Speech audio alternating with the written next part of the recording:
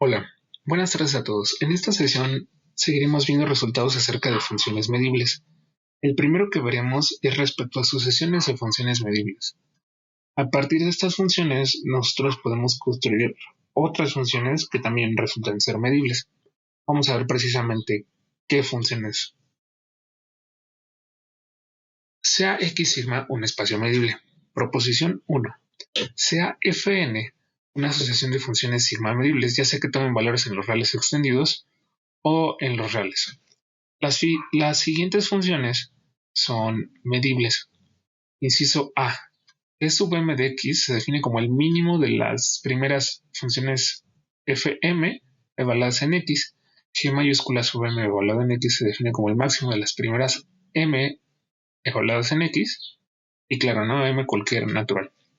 F minúscula evaluada en x se define como el ínfimo de las fn's evaluadas en x, corriendo n sobre todos los naturales. F mayúscula evaluado en x se define como el supremo de las Fn evaluados en x, corriendo a n sobre todos los naturales. Y F estrella evaluado en x se define como el límite inferior de las Fn evaluadas en x. Y F mayúscula se define como el límite superior de las Fn evaluadas en x. Bueno, vamos a ver la demostración primero de C y D.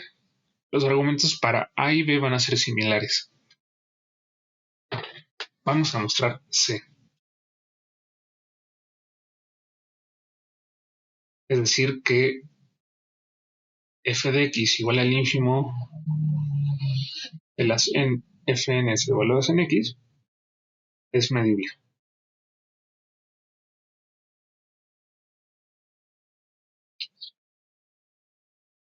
Vamos a demostrarlo con el resultado que ya teníamos, ¿no? Que bastaba fijarse en los conjuntos de la siguiente forma. Sea A cualquier real.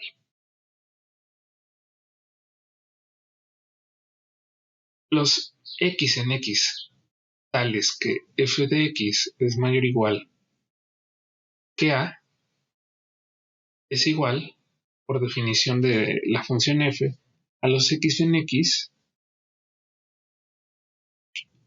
tales que el ínfimo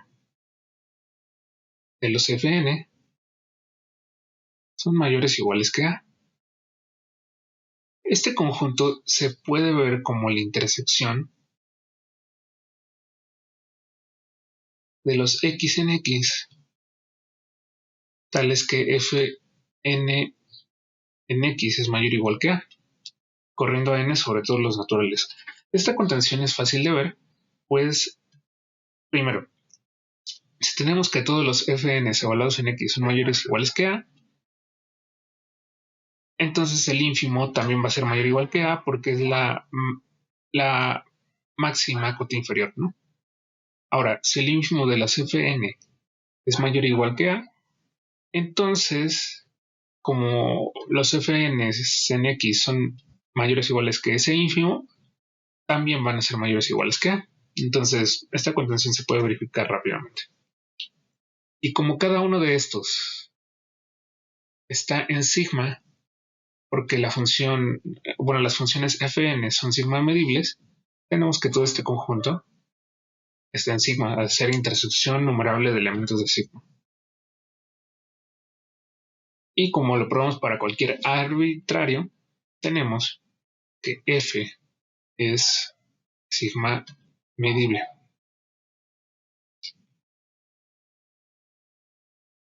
Para la función g sub m, el argumento es similar.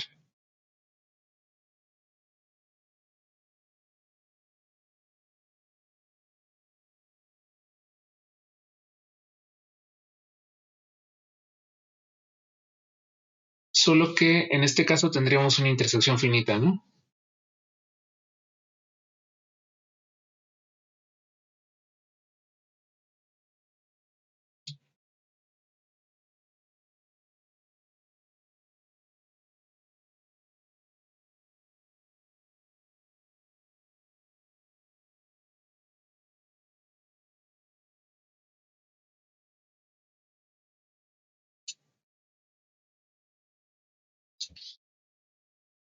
Es decir,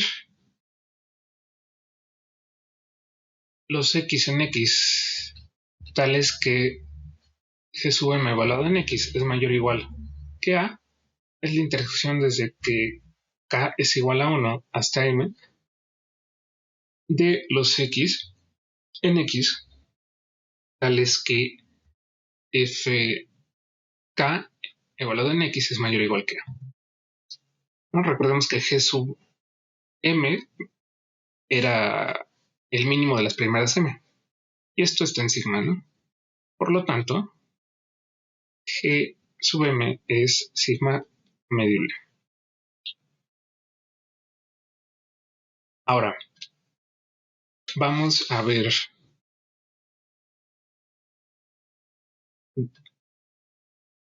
b, es decir, f de x definida como el supremo de las fn evaluadas en x es medible.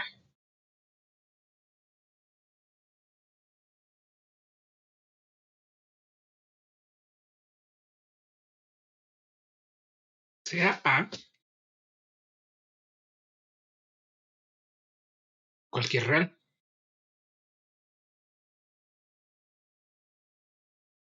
El conjunto de x en x tales que f mayúscula en x es mayor estricto que a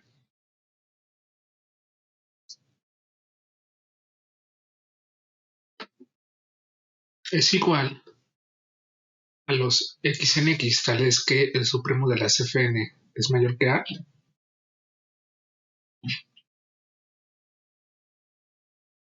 Esto es solo por definición. Y esto lo podemos ver como la unión, sobre todo los naturales, de los conjuntos de la forma x en x, tales que f n evaluado en x es mayor que a. Para ver esta contención también es sencillo. Digamos, aquí tengo el supremo de las fn. Entonces, si yo me muevo un poco hacia la izquierda de ese supremo, aquí tengo a. Entonces, entre a y el supremo, puedo encontrar un fn sub 0 evaluado en x, ¿no? Y por eso es que se da la unión, ¿no? Y bueno, para la otra contención es si alguno de ellos es mayor que a, entonces como el supremo es mayor o igual que los elementos de ese conjunto, entonces el supremo también va a ser mayor que a, ¿no? Esto prueba las dos contenciones.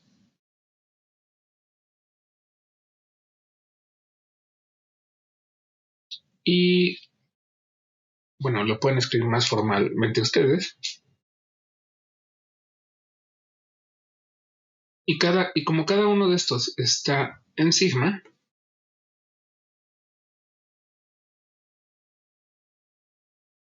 este conjunto al ser unión numerable de elementos de sigma, este está en sigma. Por lo tanto, F es sigma medible.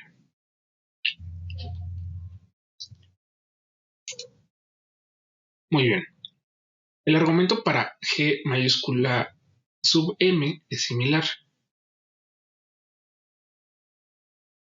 En este caso es el máximo de las primeras m, ¿no? Que sería el supremo de un conjunto finito.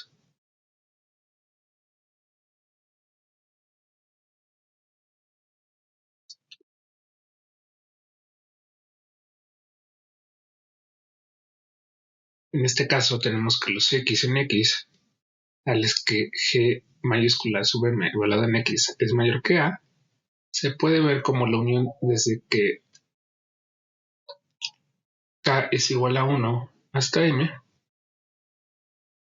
de los conjuntos de la forma x en x, tales que f sub k igualado en x es mayor que a.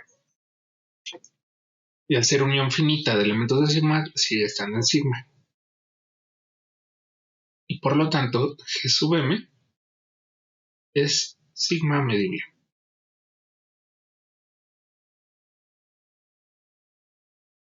Ahora vamos a ver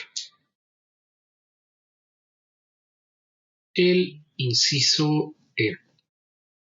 Es decir, F estrella definida como el límite superior, perdón, era el límite inferior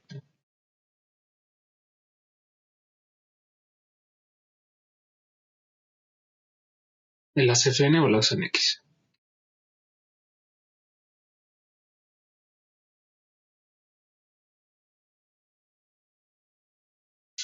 Vamos a hacer uso de los incisos C y D. Primero, definimos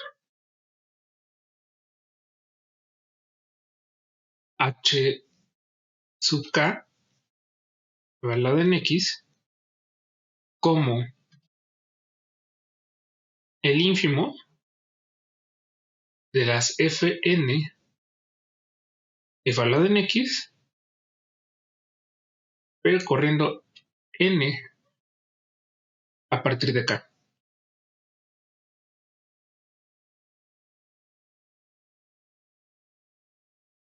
Del inciso C aplicado a la sucesión a partir de K, tenemos que H sub K es sigma medible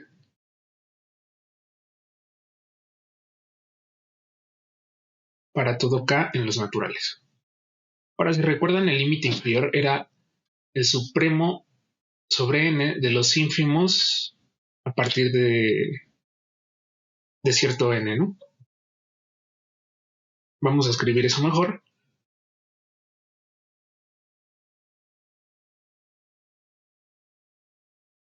Como f de x es el supremo con k en los naturales de los ínfimos a partir de k, podemos expresar el límite inferior como el supremo corriendo acá en los naturales de las hk's evaluadas en x. Y entonces, del inciso D aplicado a la sucesión hk,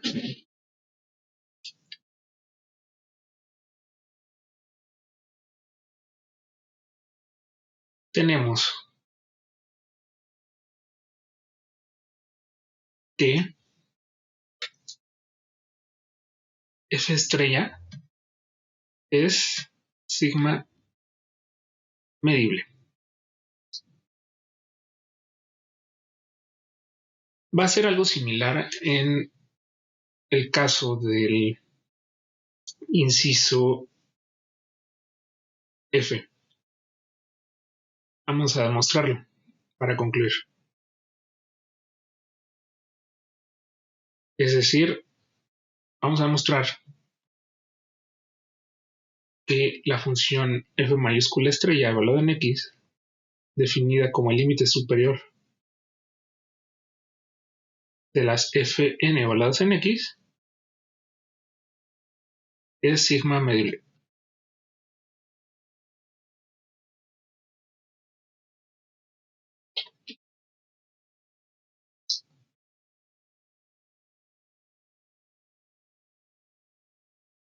Muy bien.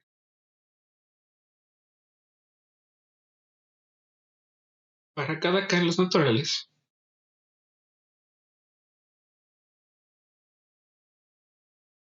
definimos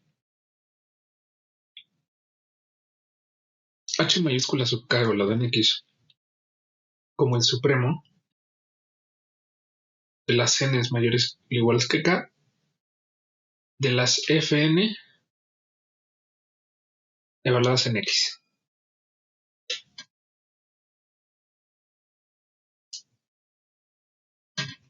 Del inciso D aplicado a la asociación fn a partir de k,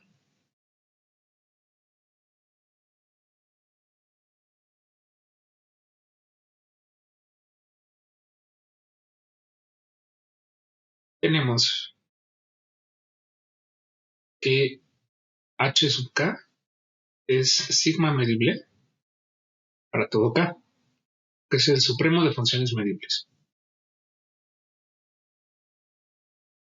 Y de manera similar,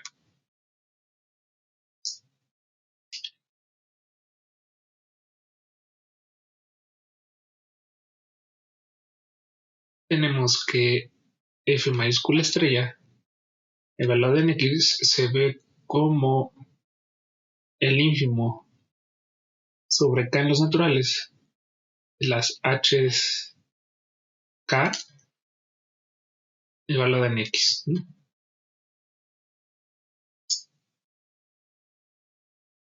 Y luego del inciso C,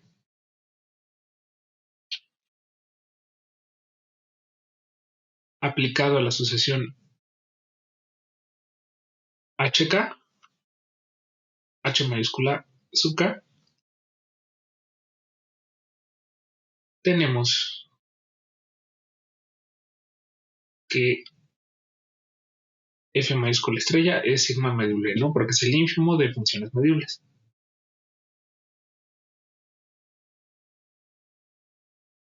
Y con esto acabamos la proposición. Un corolario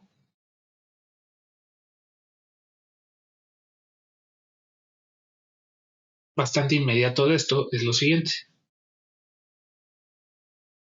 Sea Fn una sucesión de funciones sigma medibles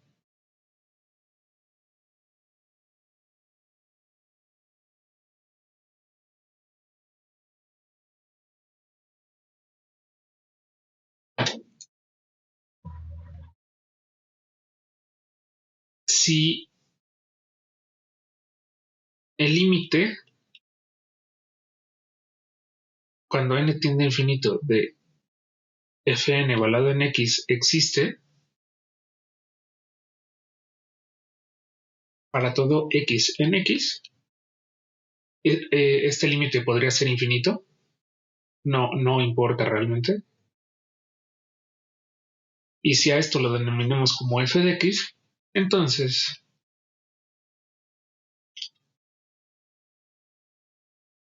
f es sigma medible.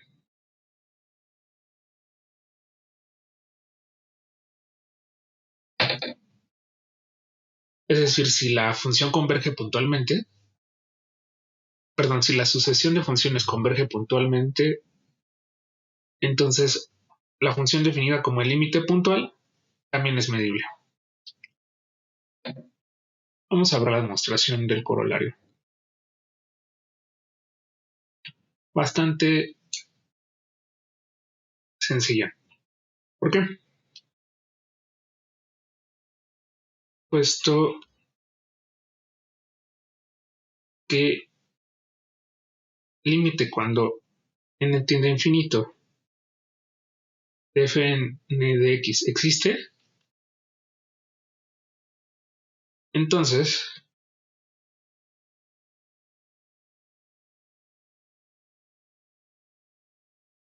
f de x es igual a este límite, coincide con el límite inferior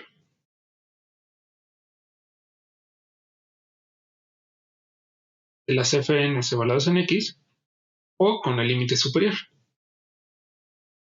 Bueno, y con el límite superior también coincide, ¿no? Luego,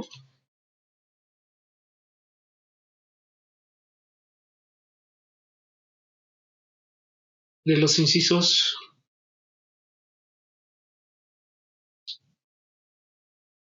E o F, tenemos que F es sigma medible, porque podemos ver el límite de las Fn como el límite inferior o como el límite superior, ¿no? De cualquiera de los dos incisos así. Y con esto terminamos el corolario. Y bueno, tenemos la siguiente observación. Observación 1. Se necesita funciones sigma simples y a cualquier real. Entonces las funciones a por s, s más t y s por t son funciones sigma simples. La demostración es sencilla. Todo sale a partir de la representación canónica de S y T. ¿Qué es eso? Vamos a recordarlo. Sean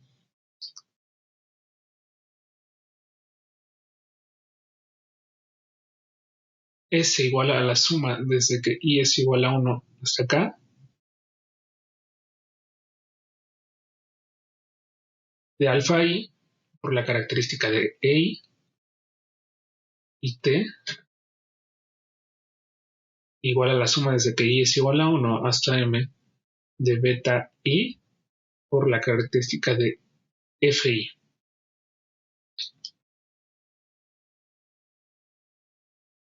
Las representaciones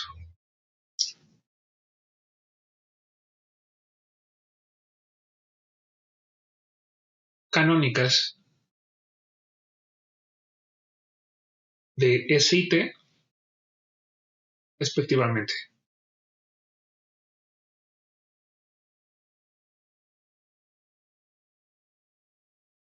Es decir, alfa I son los valores posibles que puede tomar S, beta I son los valores posibles que puede tomar T, y además tenemos esto, ¿no? Que EI es la imagen inversa bajo S de el conjunto que está formado por el punto alfa I, y FI, o bueno, vamos a ponerle FJ, es la imagen inversa bajo T del conjunto beta J, ¿no? Para J desde 1 hasta M, e I desde 1 hasta acá. Y bueno, entonces A por S la podemos ver como la suma desde que I es igual a 1 hasta K de A por alfa I por la característica de el conjunto de I. Recordemos que una función era sigma simple si y solo si era combinación lineal de características de conjuntos ajenos, lo cual implica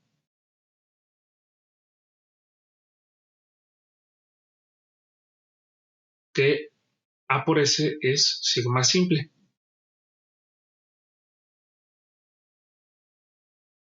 Por otra parte,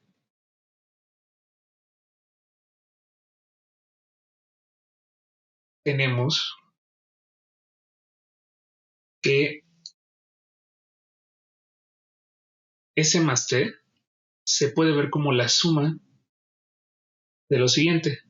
La suma desde que I es igual a 1 hasta acá, la suma desde que J es igual a 1 hasta M de alfa I más beta I por la característica de EI intersección FJ.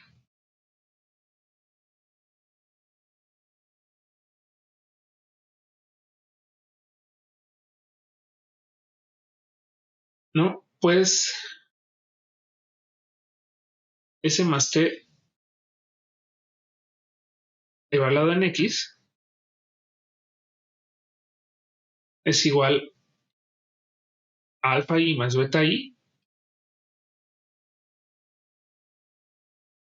en el conjunto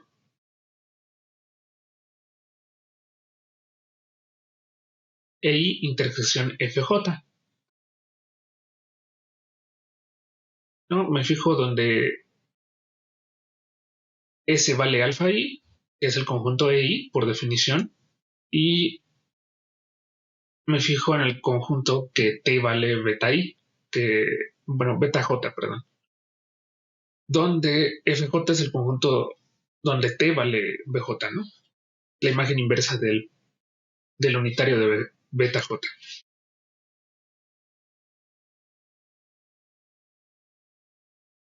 Como los conjuntos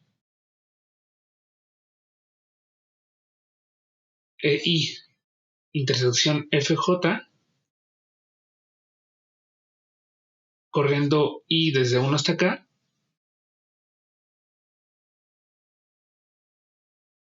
y J desde 1 hasta M son disjuntos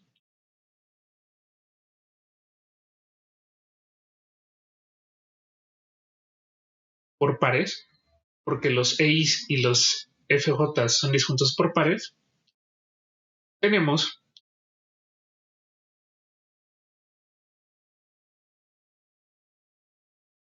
que S más T es sigma simple.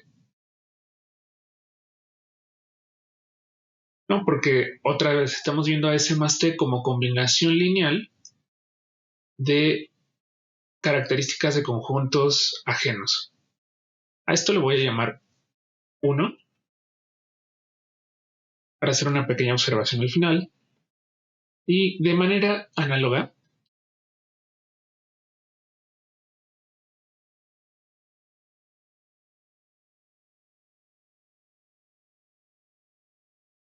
o simplemente distribuyendo la multiplicación,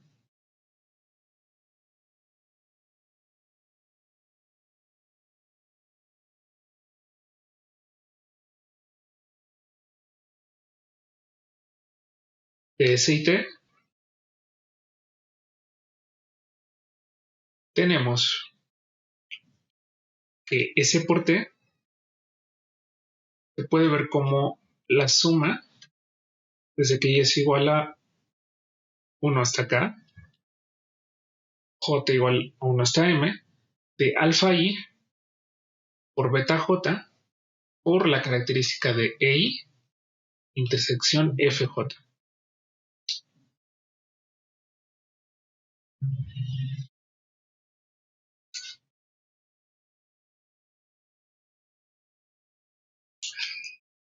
¿No? Entonces vimos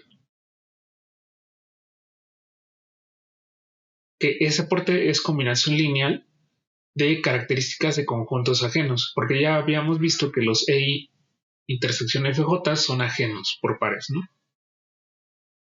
Luego,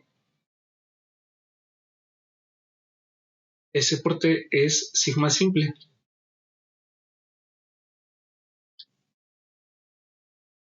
Y con esto acabamos la demostración de la observación. A esta ecuación le voy a llamar 2. Y tenemos la siguiente observación. Observación 2.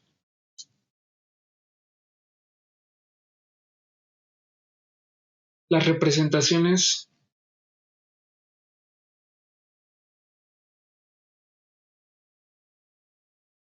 uno y 2 de S más T y S por T respectivamente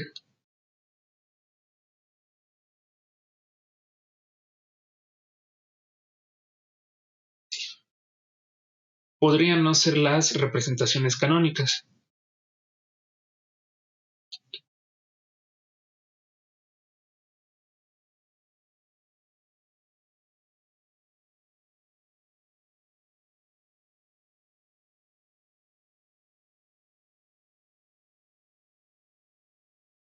¿Por qué? Porque algunos de los alfa i's por beta j se pueden repetir, ¿no? Entonces la imagen inversa de esos valores repetidos van a ser diferentes a los EI intersección FJ.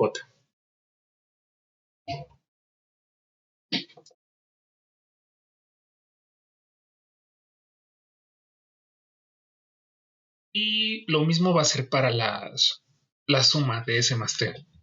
Los valores alfa i más beta i se pueden repetir.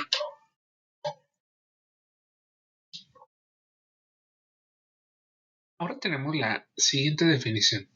Tenemos una función de x a los reales extendidos o de x a los reales y vamos a definir f más y f menos, funciones de x al 0 infinito, de la siguiente manera. F más de x lo vamos a definir como el máximo entre 0 y f de x. Y a esta función le vamos a llamar la parte positiva de f. Y definimos f menos como el máximo entre 0 y menos f de x. Y a esta le llamaremos la parte negativa de f. De la proposición 1 que acabamos de mostrar, inciso B, tenemos que f más y f menos son sigma medibles, porque esta es una constante, es el máximo entre constante y función medible, ¿no? Y vimos que las constantes también son funciones medibles. Y f menos lo mismo. Y además, unas identidades que ustedes pueden verificar como ejercicio es que f es igual a f más menos f menos. Y el valor absoluto de f es igual a f más f menos. Y tenemos el siguiente lema, en el cual utilizaremos estas definiciones, ¿no? Lema 1. Sea f una función de x a los reales extendidos o una función de x a r sigma medible. Entonces existe una asociación Sn de funciones sigma simples, tales que a, el valor absoluto de Sn evaluado en x es menor o igual que f evaluado en x para todo x. Y además, esta asociación converge puntualmente a f, ¿no?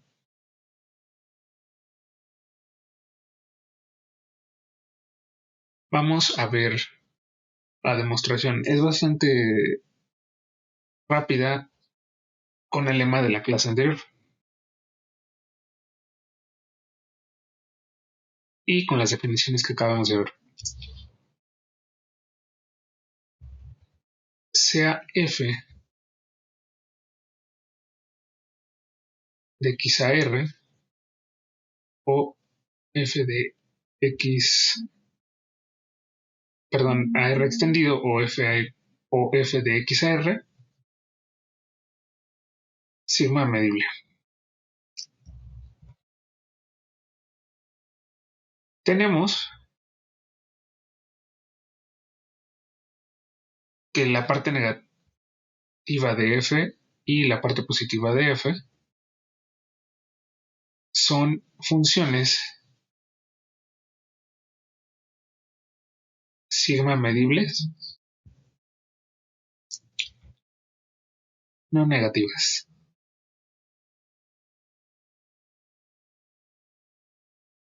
Luego,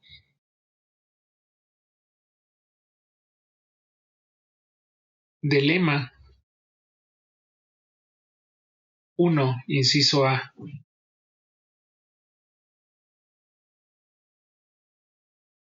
de la clase 16,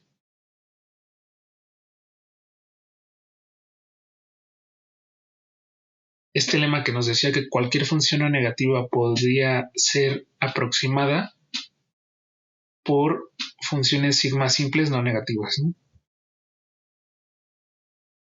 Existen sucesiones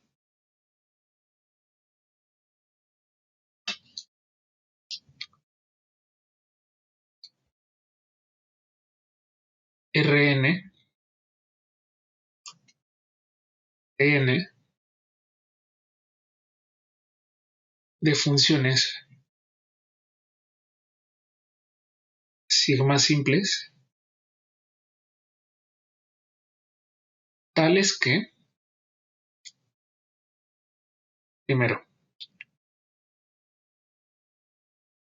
Rn de evaluado en x es menor o igual que Rn más 1 evaluado en x, es menor o igual que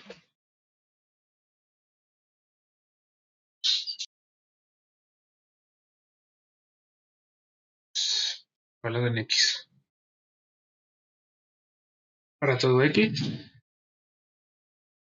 a esto lo voy a llamar 3. Y el límite, cuando n tiene infinito, de Rn evaluado en X es igual a f más de X. Esto le voy a llamar 4.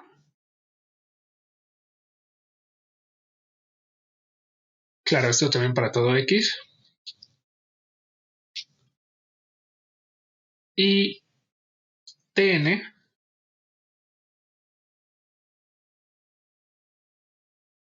es menor o igual que Tn más 1. Y esto es menor o igual que f más f menos, perdón.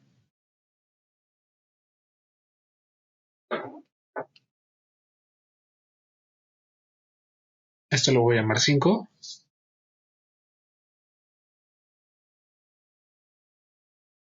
Y el límite cuando n tiene infinito de Tn evaluado en X es igual a f menos de X para todo X en X. En pocas palabras, estamos dividiendo f en su parte positiva y parte negativa. Ambas funciones son no negativas.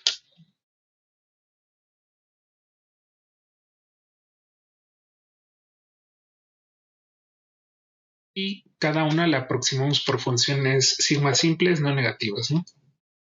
También eso hay que añadirlo aquí. En 3 y 5. Definimos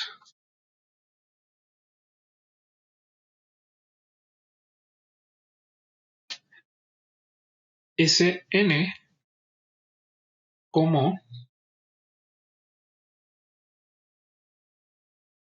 Rn menos Tn. De la observación 1,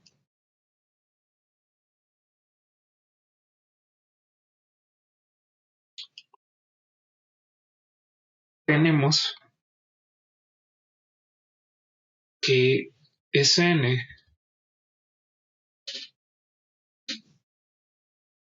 es sigma simple. Solo que en este caso probablemente ya no sean no negativas, ¿no? Pero como es suma de dos funciones simples, entonces va a ser una función sigma simple.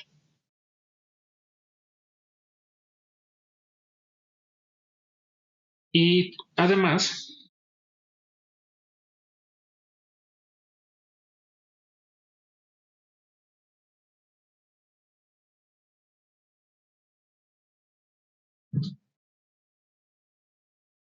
que tenemos el valor absoluto de Sn va a ser menor o igual que el valor absoluto de Rn más el valor absoluto de Tn evaluado en X. Pero recordemos que Rn y Tn son funciones no negativas, ¿no? Entonces, luego podemos poner ese un valor absoluto. Y además, cada una de estas, Rn era menor o igual que F más y Tn era menor o igual que F menos.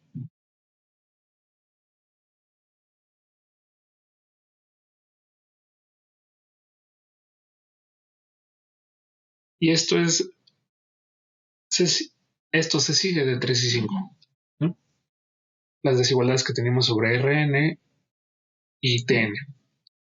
Pero si recuerdan, F más F menos me daba el valor absoluto de F, lo cual demuestra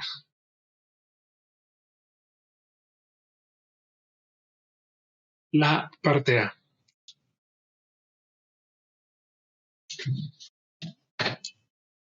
Ahora, vamos a demostrar que el límite cuando n tiene infinito de Sn evaluado en x,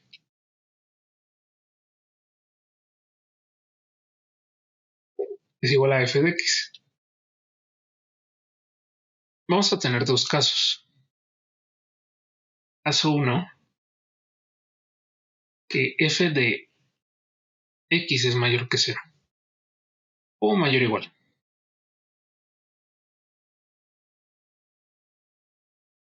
En este caso,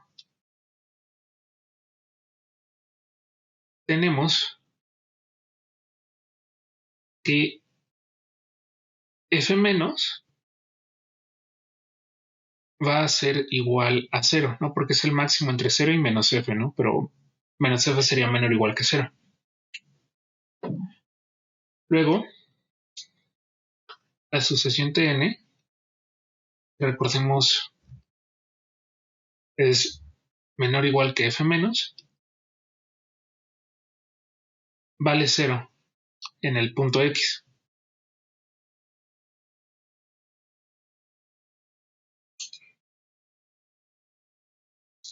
Y luego tenemos que el límite, cuando n tiene infinito de Sn,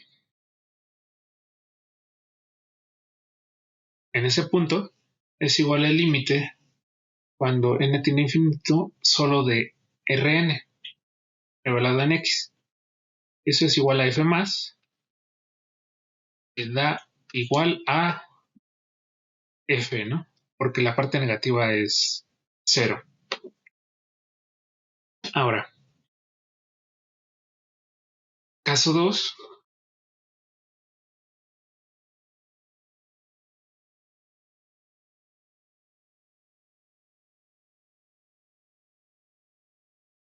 f de x es menor que 0. Entonces, f más de x es igual a 0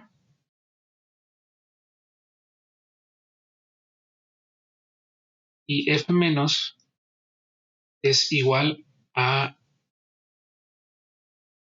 menos f de x.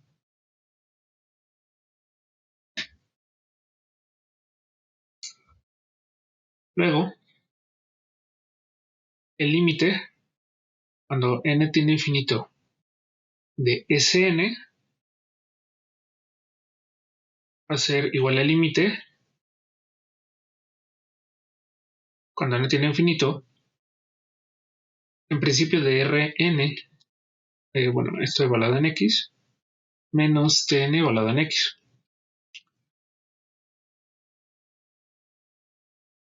Pero análogamente vamos a tener que Rn de x vale 0, ¿no? Porque es menor o igual que la parte positiva de f. Y en este caso, en el punto x vale 0. Entonces esto va a ser igual al límite, cuando n tiene infinito, de menos Tn en el punto x. Entonces, como Tn converge a la parte negativa, que sería menos f de x, y estamos viendo el límite de menos Tn, entonces esto va a ser igual a f de x. Incluso si f de x es igual a menos infinito, pues la sucesión Tn en el punto x es monótona.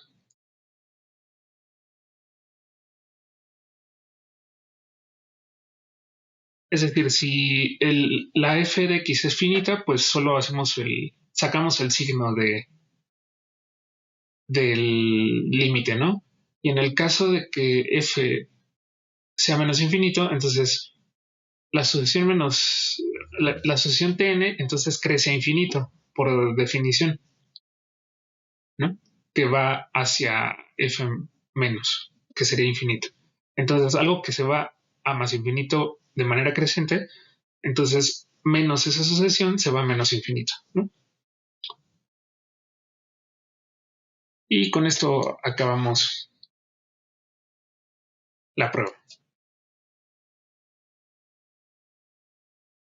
Un corolario es el siguiente.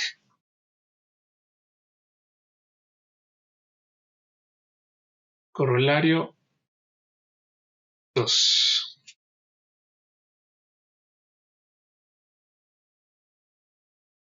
Sean f y g funciones de x en R. Aquí sí es importante que sean R, sigma medibles.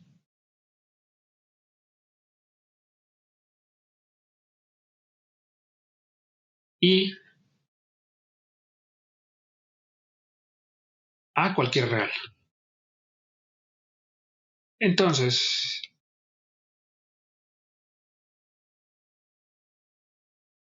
f más g, a por f y f por g son funciones medibles.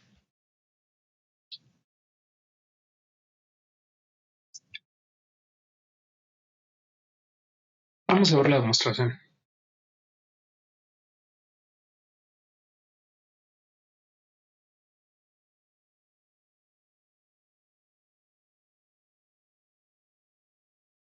El lema 1 de esta clase tenemos que existen sucesiones Sn, S'N de funciones sigma simples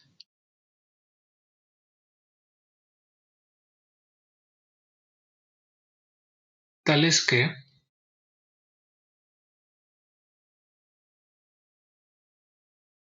el límite cuando n tiene infinito de Sn evaluado en x es igual a f de x para todo x.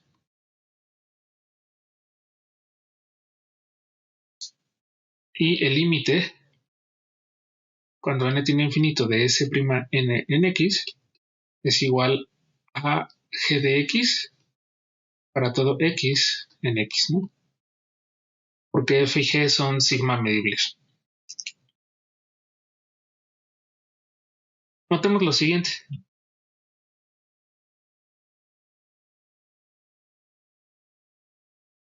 Que las sucesiones siguientes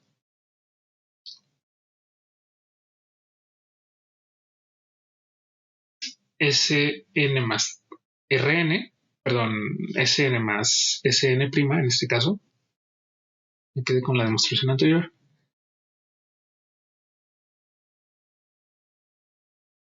A por Sn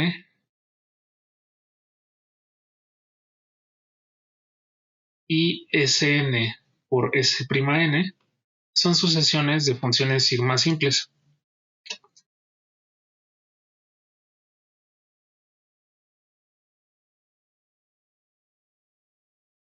Porque vimos que la suma de simples es simple, producto por escalar por simple es simple y producto de simples es simple.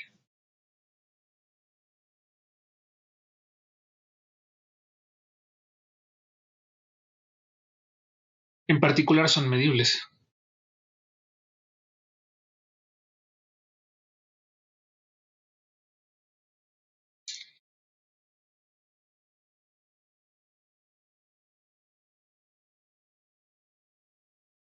Además, como estamos en reales, no tenemos problema con los límites. Entonces, f de x más g de x es igual al límite cuando n tiene infinito de Sn en x más Sn' en x, f de x por g de x es igual al límite cuando n tiene infinito de Sn de x por Sn' de x y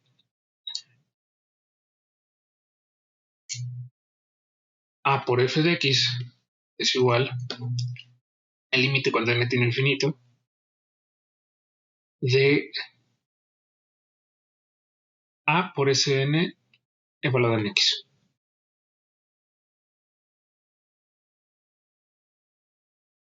Entonces estamos viendo a f más g, a f por g y a por f como límites de funciones simples, en particular de funciones medibles, ¿no? Luego, del corolario 1, el que nos decía que el límite de funciones medibles es medible, tenemos que f más g, f por g y a por f son sigma medibles.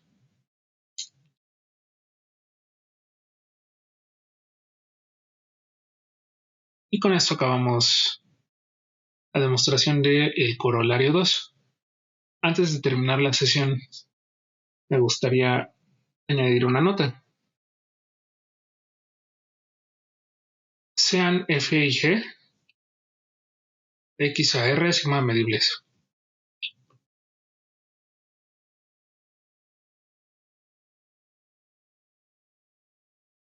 También se puede demostrar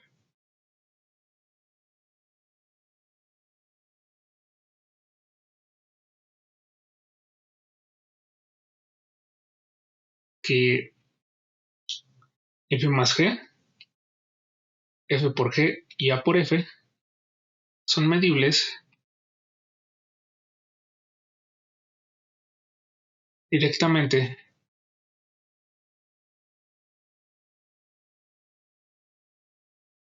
del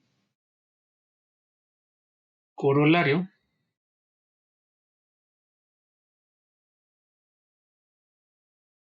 1 de la clase 15, que era fijarse en imágenes inversas de intervalos semiabiertos e infinitos, ¿no? O semicerrados e infinitos.